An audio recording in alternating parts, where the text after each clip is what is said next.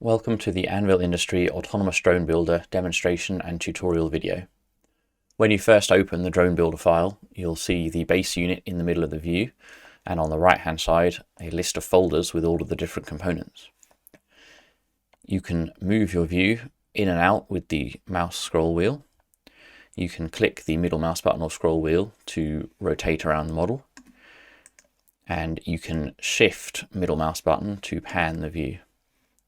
You can also manipulate the view using keyboard commands, 1 for front view, 3 for side view, 7 for top view, and 5 to switch between perspective modes.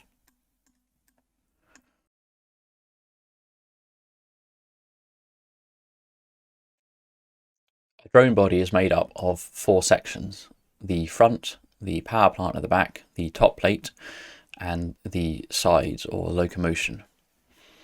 Each component is in a folder, and on the right you'll see a tick box which determines whether or not that folder is included in the scene. So I'm going to untick front flat plate rivets, and you'll see that it's disappeared. If I then tick the box next to front industrial rounded, you'll see that I've swapped in a different front. You can do the same with all 4 sections. So if we rotate round to the back, I'm going to switch off the ICE dual exhaust and switch on modern fusion, and that's changed the power plant up. I'm going to change my top plate from the industrial turret ring with the turret connection, and I'm going to turn on the industrial flat, which doesn't have the turret ring. If an object is selected, it will sometimes have an orange line. You can press A to select everything and double press A to unselect. Finally, I'm going to switch off track unit exposed, and I'm going to switch on maglev pods. And now that I'm happy with the drone I've designed, I'm going to hit A to select everything.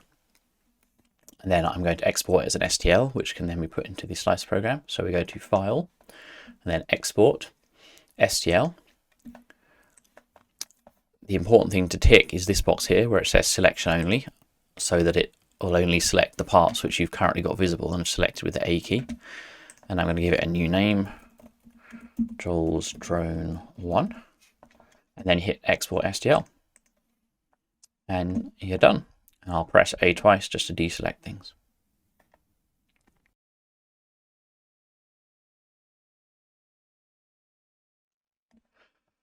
I'm using Light G Slicer, but any other slicer should do the same things. You'll see I've already imported one drone body example, a pivot turret, a welded turret, a phase cannon, and a missile launcher from the separate STL turrets and weapons folder in your download. I'm going to go to Import 3D File, and I'm going to find Joel's Drone 1, which we just exported from Blender, and import. And there it is. One thing which you can do in the slicer program is scale the drone. So the key thing to remember is that you need to scale the weapons and turrets you're planning to use. So this drone doesn't actually have a turret.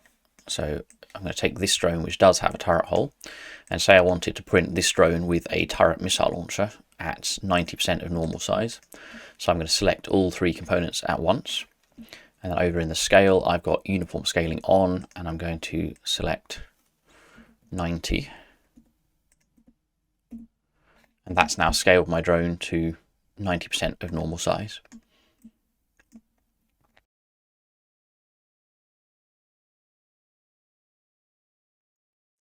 We're back in Blender now, and we're going to look at some more options.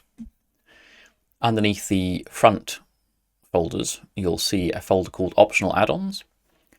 If you click the arrow to the left of that, you'll open up a whole series of subfolders which contain different front options. And using the individual tick boxes, you can turn on these options if you want to export them with your model. So I can tick to add a bull bar, or I can turn that off and tick to add a dozer blade. There's also a tow cable drum. If you want to use the train hook, you'll need to make sure that you activate the rear train connection if you want to make a towing drone, or if you want to make a drone which is being towed, or indeed in the middle of a train. then you'll also need the train hook. So there are two. There's the standard fitting, which is for 3 of the fronts, and then there's the industrial stub front only fitting, which is a little bit longer, and that one works with the industrial stub nose front. So those are your front options. I'm just going to switch those off, and I'm going to close that folder back down again. At the bottom, you'll see a folder called bottom plate, optional, usually not needed. You only need to activate this if, I'm just going to turn the front off so you can see what this does. It switches on a bottom plate, which makes the bottom of the drone more solid. And then you can print a bottom plate insert with the turret hole. And this is useful if you want to make a drone which is flying or hovering, but you normally wouldn't need to use that. You can save yourself some resin. I'm going to put my front back on. If you look at the wheels, you'll see side wheels. It says select options, and it also says select options in spider legs. So if we look at spider legs first, I'm going to switch on spider legs, and I'm going to switch off the tracks, and you'll see that 6 spider legs have appeared. If you click on the triangle to open the folder, you'll see that we've got spider legs body, core and supports, which you need to leave on. You've got spider legs left static and right static, which are switched on at the moment. If I switch these off, then you'll also see spider legs left walking and right walking, and that is a second pose with different spider leg poses. So you can mix and match. You could have right legs walking, right leg static and left legs walking, as long as you only have one on each side, and that means you've got potentially up to 4 different spider poses. I'm going to close that folder down and untick to make those all go away. And now we're going to put the wheels on. So again, we've got some select options. So here's what the drone looks like with the standard options, but if I open up that folder, you'll see there are 3 tyres. So I'm going to switch off modern 7 spoke, and you've got modern 4 spoke, and you've also got off-road steel hub. So if I change for the off-road wheels, and then I can switch off wheel mount body modern cage and switch on wheel mount body industrial. So you've got 2 wheel mounts and 3 tyres, and you can use those in any combination. Just make sure that you only have 1 wheel and 1 wheel mount and 1 tyre on at any one time. So I'll shut that folder down now. The final thing I want to show you is that you can preview the turrets that you might want to use. Turrets and weapons are supplied separately as pre-supported STLs, but if you want to see what they look like on a drone, then you've got do not print folders at the bottom. So if I open up do not print turret examples, you can see you've got the different turrets here. If you hold the shift key, you can switch all of them on and off, but I want them all off, and then I'm going to just switch on the one that I want. So we're going to go large turret, modern optics. And there's your turret. So you've got to have the folder, main folder visible, and then you can then switch on and off individual turrets. The compact regiment's heavy weapon mount turret is a special one, and that's designed to mount any resin or 3D printed regiment's heavy weapon. The remainder of the turrets will mount the weapons and sensors which are supplied with this kit. So I'm going to turn on turret, pivot arm, modern single-sided. And then if I come down to do not print weapon and sensor examples, you've got another folder. All of the weapons are set up to match the pivot arm. If you wanted to see what a weapon looked like with a different turret, you would have to move it. So if I switch off the pivot arm and switch on the large turret, you'll see the weapon doesn't line up with the hole. So I'm going to hit 1 to go into front view. Zoom in a bit. I'm going to hit the Z key and go into wireframe to make this a little bit easier. And then I'm going to hit the G key, and that allows me to line up the weapon. And I hit 3 to go into side view. And I'm trying to line the peg, which you can see here in X-ray mode, up with the mount hole, which is there. And if I hit Z and solid, that'll take me back in solid view, and you can now get a good sense of what a given combination of weapon and turret will look like with the drone body that you're exporting. But the key thing is don't export a model with these parts because they won't print. They're obviously not pre-supported. So I'm going to close those folders and untick them to make them disappear.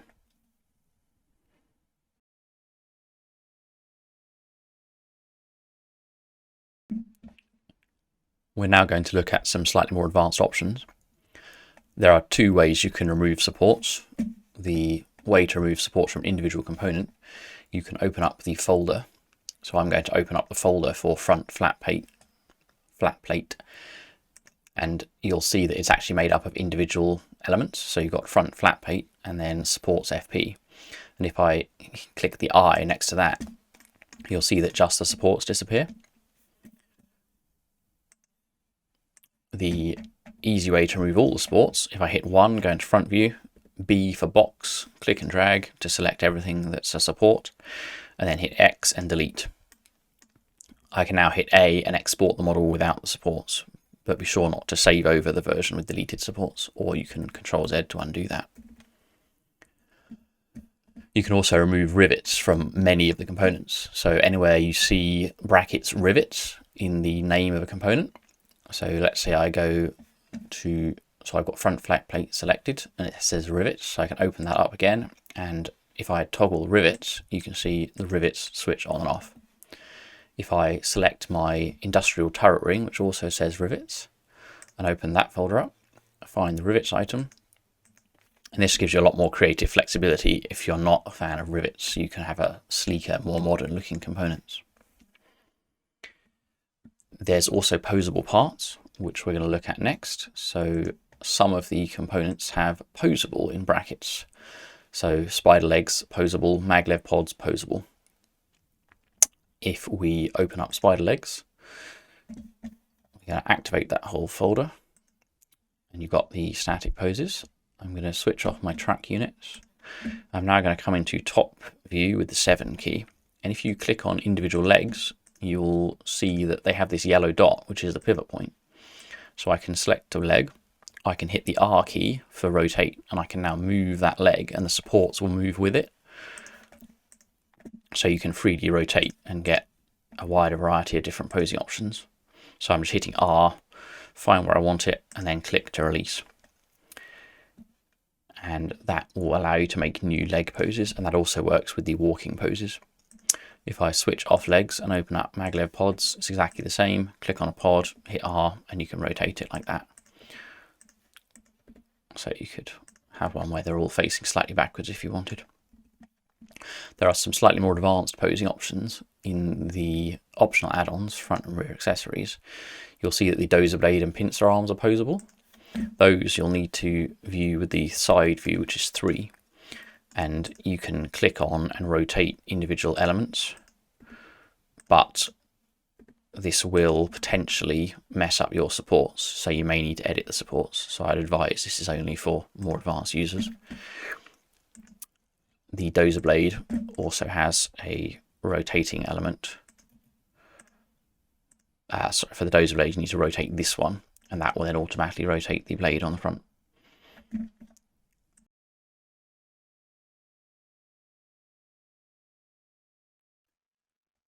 We're now going to look at some even more advanced options for more confident Blender users. So the first thing I'm going to show you is the fully posable spider leg. If we switch off track unit and switch on spider legs, I'm going to switch off the static legs, and at the bottom you'll see advanced fully posable leg.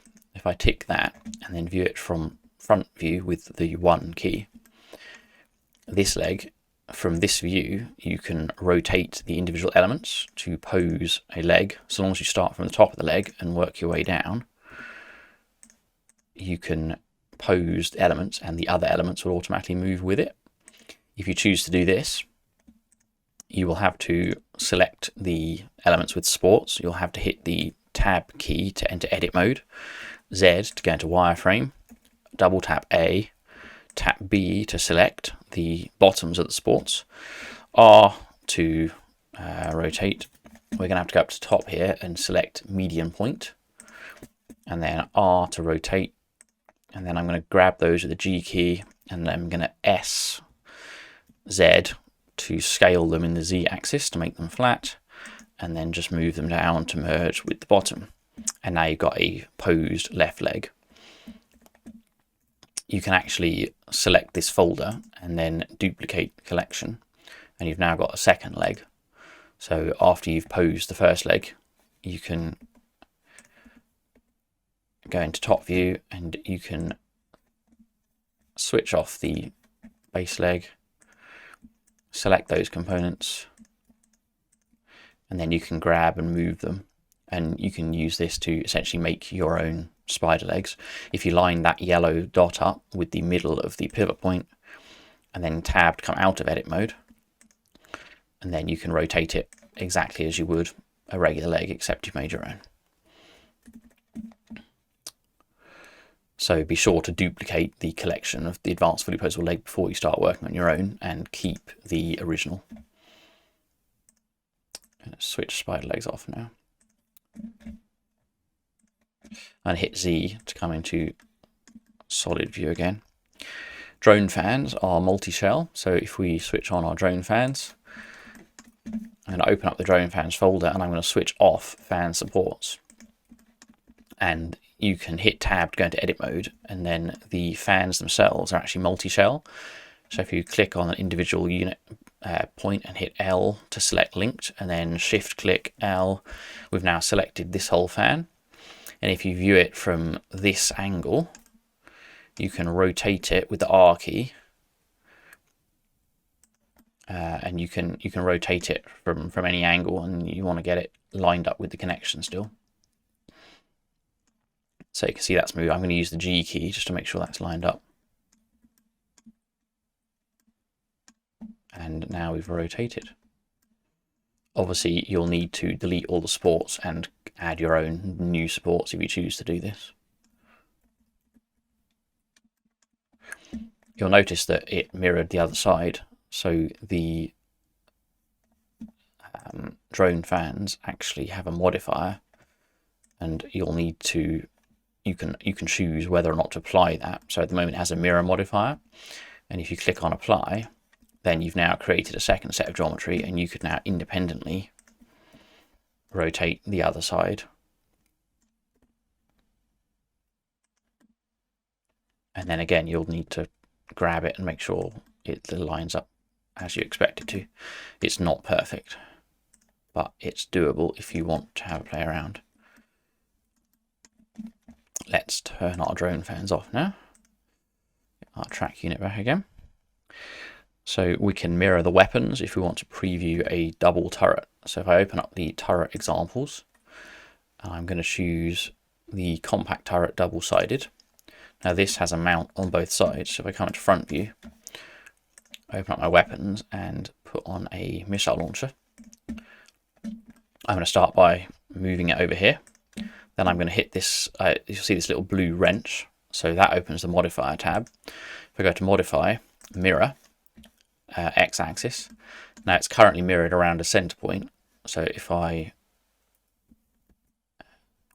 right click and then set origin, so you'll see I just press Shift C to center the origin point on the origin of the world.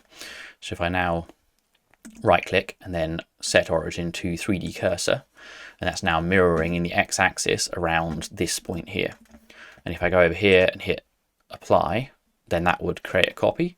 But actually I can just go into edit mode, hit A few times till I got it all selected, and then if I move that to line up, and I'm going to need to move it forward, so I'm going to hit grab for the move and Y to move it in just the Y axis, and then align that peg up with there. And that's how you can preview a double weapon. You could also you could apply this modifier, and then you could delete these elements here. That's something else you can do. You can split out this, and you could use just that to mount your own weapon from another pack. But what I'm going to do is select that with the L and then for link, and then delete vertices with the X key. And now I can switch on my Omni sensor. I'm just going to quickly pose that, grab in the Y axis and line that up with the peg just approximately at this point, and that's what a missile launcher Omni sensor turret would look like. I'm going to switch those off for now. So that's mirroring weapons. You can import weapons and turrets into Blender for more options. So I've already imported a couple of turrets with the pre-supports. if I go up here and import STL, I'm going to import some of the multi-shell weapons. So we've got the autocannon multi-shell, and we've also got low-tech sensor board rivets separate. I'm going to import that one as well. So the autocannon, if I tab into edit mode and then hit A twice, click on the ammo box and hit L for select linked, that will select just the ammo box, and I can grab to separate that or delete it entirely. You can also hit P and then buy loose parts, but that will separate all of your supports. If you want to recombine things, then selecting everything and then hit Control J will join them all together again. But you can use that to edit weapons. If I import the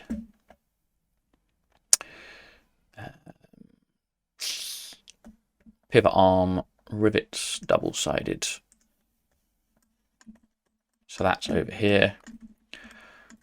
You'll see that in this one, if I go P and select by loose parts, then the rivets are separate. I actually want to keep the rivets combined with the arm. So I'm going to select the rivets and the arm. Just check I've got everything with the G key, so I've missed a rivet there. And I'm going to Control J to move those together. And if I view that from the side with the 3, you'll see that I could actually rotate the pivot arm up and down. I'm actually going to right click and set origin to geometry, so that will now rotate around its midpoint. If you do this, you'll have to manually move it back to the correct position, but this means you can move the pivot arms up or down. Obviously, if you do this, you'll likely need to redo the supports, so you can either edit the existing supports or you could choose to just export the parts and add your own supports, but selecting and editing existing supports is probably going to be easier. The radar has a separate radar top, so you can rotate the radar. Import STL. So I'm going to find the sensor radar multi-shell. I'm going to import that. And you'll see that if I hit tab to edit mode, P, loose parts, you'll see the top of the radar and the bottom are actually separate, and one could rotate that into a different angle.